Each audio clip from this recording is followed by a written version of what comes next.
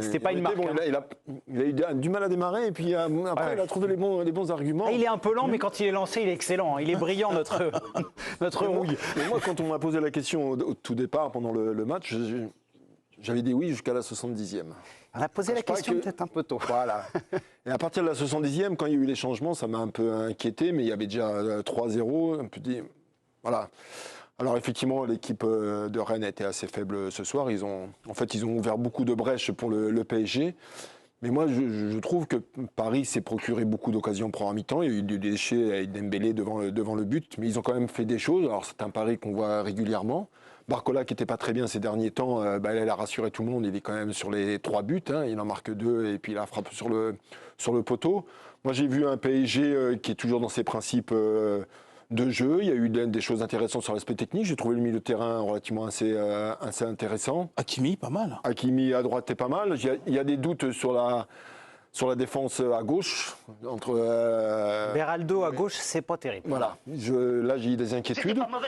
Mais après, je rejoins quand même à l'argument d'Olivier. C'est toujours un problème par rapport à l'opposition. Bien sûr. L'opposition ne sera pas la même mardi ou mercredi. Voilà. C'est mardi soir. C'est mardi soir. Mais bon, je les ai trouvés à 3 jours d'un match de Coupe d'Europe quand même relativement assez rassuré et rassurant. Et il n'y a pas de blessés, c'est à noter, c'est important avant les rencontres européennes. Donc, le point adepte. D'accord, avant d'entendre les excellents Stéphane et Grégory, on va aller au Parc des Princes retrouver notre envoyé spécial David Aiello. Bonsoir David, j'espère que vous avez passé une bonne soirée. Le col roulé. La thématique, c'était est-ce que ce PSG-là nous a rassurés avant ce déplacement à l'Emirates Stadium? Votre sentiment, vous qui avez humé l'odeur de la pelouse? Bonsoir Dio, bonsoir à tous. Je pense qu'il faut avoir une analyse en deux temps. C'est-à-dire que je pense que jusqu'à la 75e minute, si personne n'a été rassuré par ce qu'a produit le Paris Saint-Germain sur cette période-là, c'est que je ne comprends pas trop l'analyse d'Olivier par rapport à ça. Ensuite, c'est vrai que c'est pour ça que je parle d'analyse sur deux temps. À partir de la 75e et du penalty rennais, la physionomie change et on sent des Parisiens fébriles. Donc là, sur cette partie-là, oui, ils n'ont pas rassuré. Mais je trouve que sur les 75 premières minutes, on a vu un Paris Saint-Germain rassurant dans le jeu et surtout, je trouve, en phase à nouveau avec l'idée de jeu et le plan de jeu de Luis Enrique, à savoir que tous les joueurs attaquent quand on a le ballon et on peut le dire quasiment tous les joueurs défendent à la perte du ballon. Donc ça, je trouve que c'est quand même rassurant d'avoir retrouvé dans le jeu, dans l'animation, pendant 75 minutes, un Paris Saint-Germain cohérent et aligné sur la vision du coach. David, vous avez réussi à m'énerver Olivier Rouillet. Qui veut vous répondre? Mais si tu peux ne pas comprendre mon analyse, je respecte. Mais quand tu vois l'attitude des deux latéraux du Stade Rennais, excusez-moi, comment Ødegaard, c'est ça? Non, Østigard. Østigard. Non, mais vous avez vu Pas latéral, c'est oui, axe droit. C'est pas très grave. Là où il était en position, moi, excusez-moi, je le trouve sur le côté en train de latéral. Mais vous l'avez vu défendre sur Barcola. C'est un défenseur professionnel de football, ça? A priori, mais oui. vous rigolez ou quoi? Alors arrêtez de me dire que... Alors, je suis d'accord que Barcola, c'est intéressant, mais quand même, l'attitude alors moi, c'est dommage, parce que j'ai toujours les problèmes avec les noms. Østigard. Parce que c'est Assignon qui jouait piston droit. Et de l'autre côté, c'est doux. Le grand costaud, là. Sur le débordement d'Hakimi. Non, mais vous avez vu courir ce garçon? Christopher Wu. Non, mais j'ai l'impression qu'il avait la camionnette, le semi-remorque et le bus qui tirait derrière. Non, mais quand même, il faut être sérieux. Il y a des moments, il faut être sérieux quand même. Je pense que, et vous serez tous d'accord avec moi, que mardi soir, l'opposition, ça va être autre chose que ce qu'on a vu ce soir quand même. Bien sûr. Alors, faut pas me dire n'importe quoi quand même. La réponse de David et après, on ira voir Stéphane et Grégory. Allez-y, David. C'est chaud. Là, Olivier est en train de nous répondre à la question, est-ce que Rennes a été inquiétant? Oui, Rennes a été plus inquiétant, a été catastrophique pendant 75 minutes, inoffensif, et là-dessus on est d'accord. Maintenant la question c'était est-ce que le Paris Saint-Germain était rassurant? Et bien sûr que Rennes n'a pas été à la hauteur de ce qui attend le Paris Saint-Germain la semaine prochaine. Mais je trouve que dans l'idée de jeu, dans ce qui a été déployé par ce Paris Saint-Germain face à un Rennes faible, Paris pendant 75 minutes a fait le job, c'est ce qu'on attendait, et je trouve que ce point-là était rassurant. Afin de ne plus commettre d'impair sur la compo rennaise, mon cher Olivier, on vous remet la compo. Donc les trois centraux du Stade Rennais, c'était Sédou, Christopher Wu dans l'axe et Østigard axe droit. Et les pistons, c'était Truffert et Assignon. On est d'accord. Bon. On s'entend sur le côté deux temps, Stéphane. C'est vrai qu'il y a un PSG pendant 70 minutes qui a été plutôt intéressant. Est-ce qu'on doit retenir ces 70 minutes-là ou les 20 dernières? Je ne suis pas tout à fait d'accord avec David sur le côté accompli des 70 minutes du PSG. Vous avez un doute sur celle-là aussi? Notamment que l'équipe était souvent coupée en deux. les Rennais étaient peu dangereux, peu inspirés, mais il y avait pourtant beaucoup d'espace dont ils auraient pu profiter. Et s'il y a ça mardi soir, face à une équipe avec la qualité offensive d'Arsenal, ça va être très compliqué pour le Paris Saint-Germain. Moi, j'ai pas besoin d'être rassuré. Voilà, c'est un PSG qui est en construction, qui avance tranquillement. Non, mais il y avait Girone, Reims, ça commençait un peu à... Je ne trouve pas que c'est une équipe transformée par rapport à celle que j'ai vue contre Reims le week-end dernier, par exemple, du Paris Saint-Germain. Elle a fait le job, elle a joué une équipe très faible. Moi, je trouve très faible, très inquiétante. Je trouve que j'ai rarement vu un Stade Rennais aussi faible et particulièrement à Paris, parce que souvent le Stade Rennais à Paris fait des gros matchs, il gagne souvent, et souvent c'est un match. Je me souviens du but du Gouiri l'an dernier qui était magnifique. Perdent où les Rennais se montent. Là ce soir, c'était quand même très très inquiétant. Il a fallu un peu le méli-mélo de Luis Enrique pour qu'il retrouve un peu de vigueur en fin de match. Donc j'ai pas besoin d'être rassuré, mais j'ai pas non plus été convaincu par ce que j'ai vu du Paris Saint-Germain ce soir. Voilà. Greg, sur le côté de temps, vous n'êtes pas d'accord non plus? Pas du tout. Et David, il était quand même... Il était au stade. Son avis, Ah oui, quand même. J'ai beaucoup de respect, mais j'ai pas vu ça. Et qu'est-ce que vous avez vu alors? Parce que vous êtes payé pour ça, a C'est priori. contrôler le jeu. Oui. C'est-à-dire donc qui donne, parce que même contre. Au moins le tempo. Pardon Greg, juste un truc que je voulais... Vas-y. Non, parce que Je te présente Greg Schneider. C'est pas grave, vas-y, termine. Stéphane, vous débutez dans l'émission. c'est parce que Là, vous débutez dans l'émission, normalement. parce que je suis un peu, je pense, de l'avis de Greg sur Non, c'est parce que mon propre avis est. Voilà. Les gars, on va pas faire un... Greg, dans une seconde, vous allez parler, Greg, vous inquiétez pas. Stéphane, allez-y, terminez. Vas-y. Non, Greg, vous avez demandé. Non, je veux dire, faut pas oublier dans l'analyse du match que le premier but de PSG Saint-Germain, il est en contre-attaque au Parc des Princes à la 30e minute. Très bien. Ça donne une idée du match qu'a fait le PSG ce soir quand même. C'est ce que tu voulais dire. Non, alors bon, on va y aller. C'est pas le premier but qui est en contre-attaque, contrairement à ce que j'entends, c'est les trois. D'accord. Donc c'est censé être une équipe de possession, d'accord, de contrôle. Oui. Ils se sont jamais créés d'occasion sur attaque placée ou presque. Il y a tout, ou presque. Ils ont pratiquement. Des occasions quand même. Non, Greg, pas des occasions franches ou vous pouvez pas. Ils ont eu très peu de choses sur attaque placée. Donc ça c'est le premier point. Ensuite c'est une équipe qui. C'est votre premier point, si je peux me permettre. Tout à fait. Ensuite, je trouvais que jusqu'ici, c'était une équipe, on en pense ce qu'on veut. Mais moi, j'avais trouvé le match contre Rérone pas mauvais parce que l'air de rien, il leur laissait pas grand-chose aux adversaires. C'est-à-dire que Gérone n'a pas d'occasion, ils sont bloqués. Ils ont le contrôle, ils mettent aujourd'hui pas du tout. C'est-à-dire qu'avec un peu de justesse, et là je rejoins mon collègue, les 70 premières minutes, il y a des possibilités dans les 30 mètres. Après, il y a un manque de justesse technique qui fait que Rennes ne les exploite pas. Mais effectivement, c'est coupé en deux. Il y a des intervalles entre les lignes. C'est-à-dire que sur les 70 premières minutes, il y a des opportunités. Et les 20 dernières, alors là, c'est la porte de Saloon. Oui. Donc, ce que je veux dire, c'est que c'est moins bon que ce qu'ils ont fait jusqu'ici. Il n'y a plus de contrôle. Ils sont dangereux que sur transition. Et ils sont dangereux même que quand ils mettent Barcola en 1 contre 1. Donc, en fait, il y a un appauvrissement général et une perte de contrôle. Ça fait deux choses. Ouais. Vous voulez rendre la parole à Stéphane? Non, c'est vous qui décidez. Je peux donner la parole à David? Pardon. Allez-y, David, vous voulez réagir aux propos de Grégory Schneider? Et David. Non, parce que je comprends la description de quel match en fait parle Greg quand il dit que pendant les 70 premières minutes, Rennes s'est procuré des occasions. Non, c'est pas ce qu'il a dit. Il n'y a pas d'occasion, rennaise. Je veux dire, pendant 70 minutes, si, c'est ce qu'il vient de dire, c'est ce que vient de dire Greg. Pendant 70 minutes, Rennes est catastrophique et inexistant. Après, sur les 20 dernières minutes, on peut en parler. Et je pense que c'est, à la limite, désormais plus intéressant de parler de ces 20 dernières minutes parisiennes qui sont, pour le coup, très inquiétantes. Moi, après, sur les 75 premières minutes, est-ce qu'ils ont joué en possession, est-ce qu'ils ont joué en contre, ça c'est... oui, on peut en parler, mais la réalité de la physionomie de la partie, c'est que Paris menait 3-0 face à un Rennes qui était complètement inoffensif. Donc ça, je pense qu'il n'y a pas tellement de discussion sur la photo de cette heure-là. Après, sur les 20 dernières minutes, je pense qu'il y a pas mal de choses à dire sur ce qu'a dégagé le Paris Saint-Germain et la fébrilité qui a été affichée. Il veut croquer tous les ballons ce soir, c'est Grégory Schneider, rapidement. Non, parce que j'ai été clair. Il y avait des possibilités. Mais on vous a entendu, Greg. Non, mais avec un peu de justesse technique. C'est pas une émission de perroquet. Pas de souci, j'ai compris. Avec un peu de justesse technique, il y avait ces occasions. Voilà, pas de problème. Dave, par rapport à cette histoire de séquence de possession, le Paris Saint-Germain qui a des occasions en contre-attaque, ça a été beaucoup les débats l'an passé où on se posait la question de savoir est-ce que finalement cet effectif, c'était pas un effectif de transition plus que de position. J'ai l'impression que Luis Enrique, il s'adapte un peu plus à son effectif et qu'on voit des deux.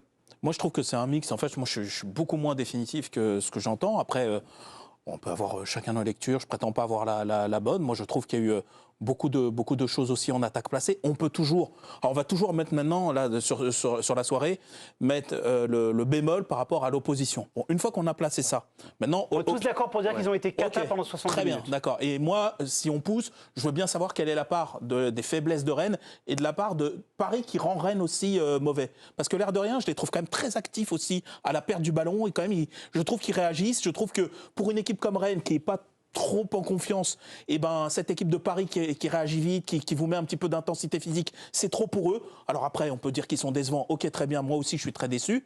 Mais maintenant, moi, j'ai vu des choses beaucoup plus variées que ça. C'est vrai que les 3 buts, ils arrivent là-dessus, mais ils touchent la barre aussi sur attaque placée. Ils touchent la barre par Hakimi, c'est ça? Oui.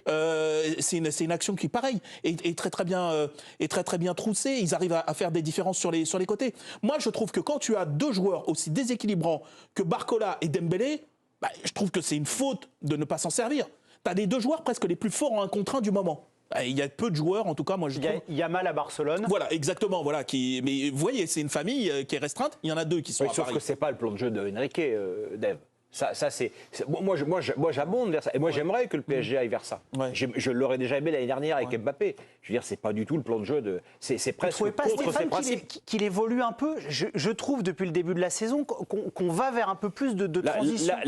Là, il fait de la transition. Rennes, ils ont joué au milieu de terrain. La défense rennaise, elle était située à 40 mètres de ses buts.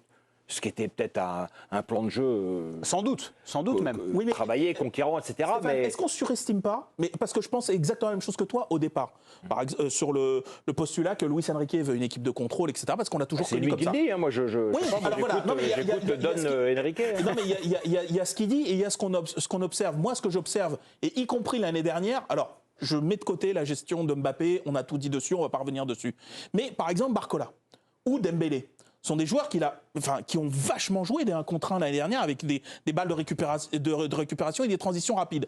Moi, je crois savoir que lors des entraînements, Luis Enrique leur dit de jouer ces 1 contre 1. Il n'est pas là en train de leur dire. Non, mais surtout, il non. essaye de créer des choses pour leur offrir Il n'y a pas la des de tourner en rond et d'attendre que l'autre remonte non plus. Faut pas. Non, bien sûr, Voilà, parce que je veux dire, évidemment, il crée les situations pour qu'ils se retrouvent dans ces situations de 1 contre 1. Donc il y a aussi cette recherche-là.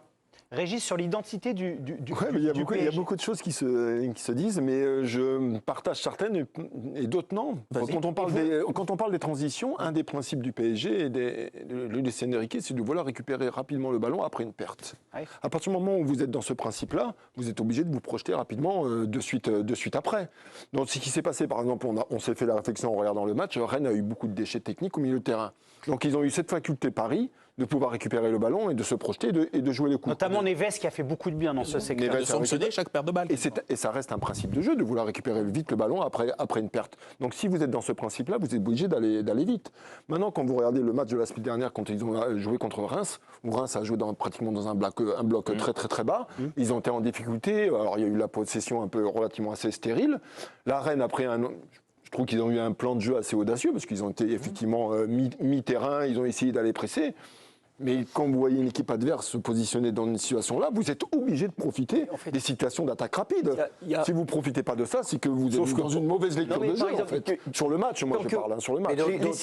D'autant qu'avec les attaquants que tu possèdes, si tu ne vas pas en attaque rapide, alors tu tues le football. Ben, on est d'accord, Olivier. Non, mais bien sûr qu'on est d'accord. Je veux dire, tu tues le football. Donc il est logique que Barcola et Dembélé en profitent fortement. Mais on parle du fait que Rennes est monté haut. Oui. Très bien. Le problème de Rennes, c'est la qualité technique. Ah, ça, c'est Parce sûr. que tu joues haut, mais que tu perds systématiquement on s'est fait le la ballon, réflexion, ouais. c'est quelque chose de terrible. Si tu joues bas et que tu es pratiquement le bus devant ton gardien, c'est moins grave. Mais là, tu offres à chaque fois des boulevards monumentaux. Olivier. Donc si là, tu refuses de jouer avec des joueurs comme Barcola et Dembélé, si tu ne joues pas à la profondeur, ben là, il faut arrêter le football. Olivier, par rapport à ce que disait Dave, j'ai noté dans son développement, il se posait la question de savoir si les Rennais ont été aussi mauvais, pour pas dire nuls, pour être sympa, parce que c'est une région que j'adore. Est-ce que c'est pas aussi dû à la qualité des Parisiens? Mais certainement. On l'oppose constamment. Je pense sincèrement que le désir des Parisiens d'aller prendre rapidement ce fameux contre-pressing, en tout cas d'attaquer rapidement le porteur du ballon, c'est facile. Pressing à la perte. À partir du moment où tu te rends compte que techniquement, l'équipe que tu as en face est incapable de sortir le ballon Moi, je suis pas d'accord, Olivier. Je n'ai pas trouvé que Rennes, notamment en première mi-temps, était incapable sur le haut. Rennes, Ah bon Rennes jouait dis donc. bien de ses 30 mètres aux 30 derniers mètres. Mais par contre, évidemment, dans les 30 mètres, il ne se passait pas grand-chose. J'ai trouvé ils ont eu des sorties de balles qui étaient. Il y a eu 2-3 sorties, c'est vrai. Qui n'étaient Stéphane. pas mauvaises. Non, mais il y a c'est eu des- plus Gouiri et Blas qui ont déçu dans leur qualité technique, ouais, parce que c'est des joueurs qui sont capables. Même normalement. les latéraux. Sur le premier but, sur le premier but, pardon, Greg, sur le premier but, il y a une perte de balle au milieu du terrain. Le deuxième, c'est la même. Sur une situation de C'est conduite hallucinant. de balle un peu latérale, et Neves qui fait une intervention par derrière, et puis là, ils sont là. Mais nous, quand on regardait le match, bon, avec Olivier, on était avec Dame, on trouvait qu'il y avait du déchet technique sur la part de Rennes, sur la relation entre les uns et sur les autres. Alors, peut-être pas sur l'aspect individuel, mais sur la relation entre les uns et les autres, il y a eu. Techniquement, c'était. Truffert, on a quand même. Sur la transition, il y a un truc qui, moi, me marque, c'est que toutes les équipes du monde, en fait, font ça. Moi, depuis 6 ans, à chaque fois que j'ai vu quelqu'un récupérer le ballon dans la moitié de prix, il regardait pour voir si Mbappé n'était pas en train de tracer. Tout le monde fait ça. Bien sûr, Tu peux pas ne pas le faire, en Quand fait. t'as ces joueurs-là, oui. Comme il dit, c'est insulter le football. Tout le monde fait ça. Dès que tu as des qualités de vitesse, tu les exploites. Ça, Mais il s'en cache pas de ça, Luis Enrique. non, pour le exactement. coup. Donc Ça, il c'est pas. l'assume. Mais on est, comment dire, c'est nous qui caricaturons le fait que c'est de la possession. Mais tu as une opportunité, tu la prends. Ils le font tous. Heureusement. Tu serais fou si avec Yamal ou Williams ou tu le faisais pas. Ou même Haaland. Hein. En revanche, c'est vous qui lui avez fait ce procès il y a 10 minutes. Vous êtes contredit tout seul. Non, pas du tout. Bah J'ai si, dit vous qu'il avez était- dit, nous explique que Non, c'est l'équipe de non, possession, il l'a non, pas. j'ai Là, pas- je veux non. pas vous mettre face à Non. vos Je dis contradictions. non, pas du tout. J'ai trouvé qu'ils n'étaient pas, parce que c'est une équipe qui est faite, parce qu'ils vont prendre des blocs bas tout le temps. Donc c'est une équipe qui quand même, qui essaie de construire pour être efficace sur des blocs bas. Donc on attaque placé. Et aujourd'hui, alors c'est vrai que ça prête à discussion, c'est vrai que la barre y est, mais je ne les ai pas Mais trouvés. aujourd'hui, il a juste profité des Ouais. carences de ses Oui, adversaires. Donc mais on va lui faire en le tout cas, procès, je vous voulais dire l'avez ouvert. qu'aujourd'hui, je ne l'ai pas trouvé très efficace sur les D'accord. attaques placées. Donc ça, mais bon, après, peut-être qu'il peut y avoir Vous d'autres avez avis. un nouveau On vous aime message. pour ça, mon grec. Nouveau message. Allez-y, Jérém. Une question qu'on va pouvoir poser au président qui est coach. Ne pensez-vous pas que Luis Enrique a trop fait de changements à la fois qui fait qu'il a mis son équipe un peu en danger dans le dernier quart d'heure? C'est une question d'Alexandre sur l'équipe Connect. Ça, on le sait qu'après, hein, malheureusement, quand vous êtes entraîneur, c'est une question, je ne veux pas dire que c'est une question qui ne sert pas à grand-chose, mais quand vous menez 3-0 avec une forme de maîtrise et vous voyez l'adversaire qui n'est pas très bien, vous êtes dans une projection dans un match dans 3 jours, vous vous dites, vous sortez Marquinhos, vous sortez Marcola, vous voulez en fait gérer tout votre effectif. Je pense que 9 entraîneurs sur 10 auraient fait le même choix à ce moment-là. Et on s'est même nous, on s'est dit, bon, à 3-0, le match est Oui, terminé. t'as de la marge. Et puis 3-1, et puis il peut y avoir 3-2 parce qu'il y a une ou deux situations. Et là, on se pose la question, l'entraîneur, il a fait, Mais par contre- il a fait une connerie. mais par contre, il c'est aurait pas peut-être évident. dû attendre 5 minutes ou 7 minutes, parce qu'on est toujours en Enfin, train de s'il y en a regarder un le qui se chrono. pète, Régis, si là, Barcola se pète, là, ça ouais, aurait été le Non, mais drame. autant Moi, je trouve que c'est pas un mauvais Exactement. choix, hein. Autant je pense qu'effectivement, quand tu mènes 3-0, et puis qu'effectivement, tu as ce sentiment de. Comme on le constatait, Ouais, qu'il y a un d'arriver. écart, qu'en face, c'est quand même pas des. T'as pas l'impression qu'ils peuvent te retourner. Je pense qu'effectivement, la gestion, elle s'entend. Mais, par contre, ce qui m'apparaît clair, et on l'avait déjà vu un peu lors du premier match, je crois que c'était au Havre, si je me trompe pas, où il n'avait pas fait démarrer sa meilleure équipe. Non, En il y avait gros, beaucoup de rotation. Exactement. Et que pendant 60-70 minutes, ça avait été une galère ce match. Ouais. Moins une, ils sont un peu menés. 70. Exactement. Et que c'est en faisant rentrer les Barcola, les Joao Neves, etc., Dembélé et tout. Deux que- passes D pour Neves ce soir. voilà, et que là, le match tourne. Mais moi, à ce moment-là, je me suis dit, bon, c'était que le premier match, mais ça s'est un peu vérifié sur le reste. On a eu des longues périodes où Paris, tu avais l'impression que, quelle que soit l'équipe qui mettait, ils avaient de la marge. En gros, je veux dire, peut-être pas contre Lyon, Monaco, des grandes années, mais globalement, tu as l'impression que contre ce type d'opposition, tu changes un joueur, t'en mets un autre, globalement, tu vas avoir le même rendu. En ce moment, je trouve qu'il dégage pas ça. En ce moment, si tu as pas Neves.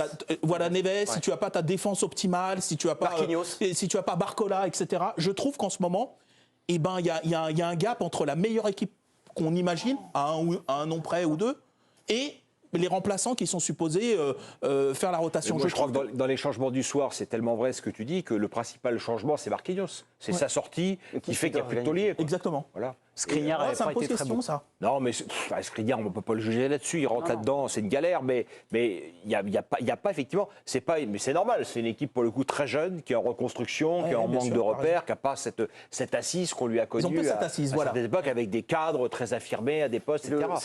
Ça va jusqu'au gardien, je trouve. C'est-à-dire que avec le Russe, c'est pas la même. Safonov. Il met pas de, il diffuse pas une Ah confiance, bah, et une c'est présence. c'est pas encore Voilà, Donnarumma, non, mais fort heureusement. ça fait lui plus Neves, plus Marquinhos, plus Barcola. En fait, ça tient sur 5 ou 6 mecs quand même. Émile Gillet, qui prépare cette émission, me dit que c'était également le cas contre Lille, où il sort des joueurs importants et il y a, il se retrouve. il y a 2-0, Oui, moins une 2-1 galère, et il y a le ouais, but refusé pour Parce que là, hors-jeu. si, si le but est accordé à Seydou, il peut parfaitement être accordé. Tu es à 3-2, il reste 10 minutes avec les arrêts de jeu. Alors justement, Et tu le sens un Greg, peu sur les talons, ouais. Olivier, vous avez été assez remonté face au Stade Rennais. Est-ce que ce soir, vous êtes en colère ? Parce que c'est une équipe qui a des moyens, qui a des joueurs. Stéphane le disait, au Parc des Princes, d'habitude, il y a plus de réussite. Est-ce que ce soir, on est en droit d'en vouloir à Rennes ? Dans un championnat, on se dit, Paris n'est pas si fort que ça, c'est l'année ou jamais pour les titiller. Est-ce qu'il y a un peu d'agacement ? De l'agacement, moi j'en ai, c'est sûr. Je pense que quand je regarde certains championnats étrangers, je m'aperçois toujours que les équipes ne vont pas pour ne pas perdre, ils y vont pour gagner contre les plus forts. Donc nous, on a toujours une attitude qui fait qu'on est dans le calcul et qu'on se dit, oh là là, il faut essayer d'en prendre le moins possible. Mais malheureusement, malheureusement, ce que l'on constate, c'est pour moi la faiblesse technique. C'est ça qui m'a gêné. C'est la faiblesse technique des Rennais qui ont perdu, et je le répète encore, trop facilement les ballons, qui ont donné systématiquement le ballon aux Parisiens à l'image des buts. Les seuls moments où les Rennais ont un petit peu de maîtrise, à chaque fois, il se faut contrer. Le premier but, perte de ballon, on l'a expliqué tout à l'heure. Le deuxième, perte de ballon, et on se retrouve systématiquement en difficulté. Mais est-ce que ça cristallise pas surtout le passage de Rennes depuis maintenant 1 an et des poussières ? Parce qu'en fait, c'était un club qui était quand même sur une pente ascendante sur ces dernières années. Et l'année dernière, grosse cata, ils finissent combien ? 9e, 10e, enfin je ne sais plus. Enfin bref. Il se rate Ils se ratent alors qu'ils avaient annoncé un objectif top 4 qui était synonyme plus ou moins de des crises en interne, de Ligue des Champions. fonctionnement. Bien sûr, voilà, exactement. Mais les années précédentes, souvenez-vous, c'était un club qui se rapprochait un petit peu quand même de ce podium, de ce top 4. Enfin, il commençait vraiment à tourner autour du pot, un petit peu à la manière de Lille. Sauf que Lille continue sa croissance, je parle jusqu'à l'année dernière et ce début de saison.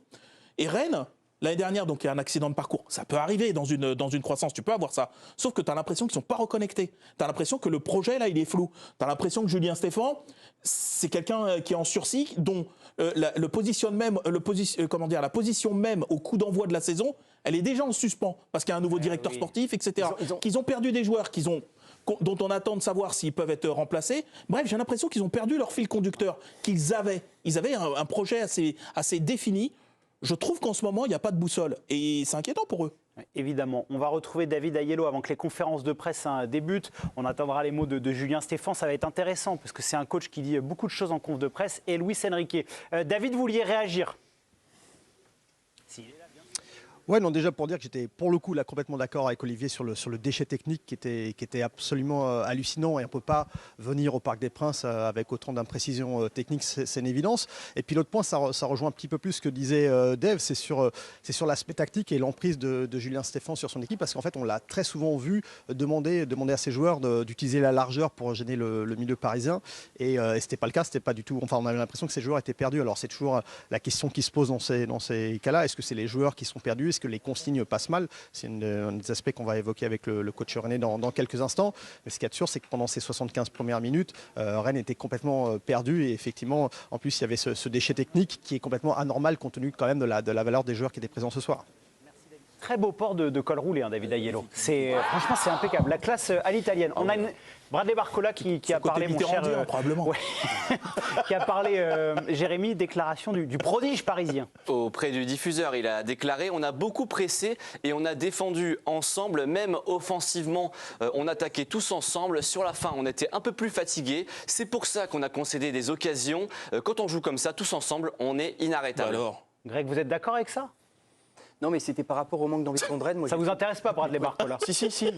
Non, mais c'est vrai qu'à la perte du ballon, il se passe quelque chose. Alors ça, allez-y, rebondissez sur les propos d'Olivier Rouillet. Ils ont essayé d'être ambitieux, je trouve, quand même, Rennes aujourd'hui. Après, il y a des erreurs techniques, ils ont essayé de jouer haut, sinon ils ne se seraient pas fait prendre comme ça dans le dos. Ils ont joué moins bloc-back, pas mal d'équipes qu'on voit arriver à... Ils ont essayé. C'est sûr. Voilà, donc après, tu te fais trouer, mais en tout cas, il y a eu cette impulsion-là. Enfin bon, après, oui. Bon, et effectivement, ils ont changé de philosophie parce que jusqu'ici, Rennes, en fait, ils engageaient français. Ils prenaient les meilleurs joueurs dans les clubs français. Mandanda, Lefebvre, etc. Et là, ça n'a pas bien marché l'an dernier. Ça n'a pas bien marché l'an dernier. Parce que Lefebvre, il est reparti à Rome. Donc, Kalimundo, enfin, normalement, c'est toujours comme ça. Blas, c'est toujours comme ça qu'ils ont fonctionné. Or là, ils ont essayé d'internationaliser le recrutement. en faisant venir un directeur scandinave, sportif un peu, étranger. le truc, C'est là. Monsieur Voilà, Massara qui a scandinave. Donc insufflé tout ça. effectivement, ils ont essayé un petit peu de changer de pied parce qu'ils ont constaté ce... Mais alors, est-ce que ça donne pas une espèce de... Ostigard, c'est bien. C'est vrai que c'est par rapport aux jeunes Rennais qu'on voyait les années d'avant, il y a un cap qui a été passé. C'est vrai qu'ils ont sorti. Non, mais je blague parce que non, mais oui, non, mais je vois ça, ce c'est uniquement le plaisir de s'amuser ce soir parce que peut-être que dans 2 mois, ce garçon-là, adapté, dans un. Je veux dire, C'est 13 équipes du soir. Ça me fait plaisir, Stéphane. il a été très mauvais, mais Barcola, c'est mais pour juste- ça qu'il sera très mauvais, quoi. Voilà. Stéphane, sur Il a été très mauvais quand même. sur les ambitions, sur les ambitions rennaises là du soir. À l'attitude quand il défend. Est-ce que vous trouvez que, parce que c'est forcément une consigne de Julien Stéphan, est-ce que le plan était le bon? Au moins sur le Non, plan. quand tu prends 3-0 comme ça, le plan est pas bon. Mais moi, ce qui m'inquiète dans ce que j'ai vu de Rennes ce soir, c'est que je les sens pas connectés. Je vois pas ce qu'ils veulent faire. Je suis d'accord. Je pense pas que ce soit je connais pas à fond l'effectif rennais, mais je me dis que j'espère pour eux que c'est pas les 11 meilleurs qu'on jouait ce soir. Il manquait Grande Bête, par exemple, qui fait un T'as quand bon même début de saison, pris, il t'as était quand pas même mal. été sur le banc. hein, J'ai c'était un pas choix. trouvé grand chose. J'ai pas trouvé grand chose. Camara. Même l'année dernière, qui a été une saison pénible, j'ai vu des bons matchs de Rennes. Bon là, ce soir, c'est un très mauvais match. Olivier, allez-y. Non, je voulais dire que Rennes, effectivement, au bout de 2 minutes, ils avaient déjà pris un but. Rappelez-vous, la déviation. Ouais, et ça passe à rien. But refusé de Marquinhos, Olivier. Ouais. Une défense totalement passive, complètement à l'arrêt. Alors là, le plan de jeu, moi, je ne le connais pas. Eh ben, J'ai gagné quand même. Ben oui, victoire d'Olivier Rouillet, bravo. Fallait me donner le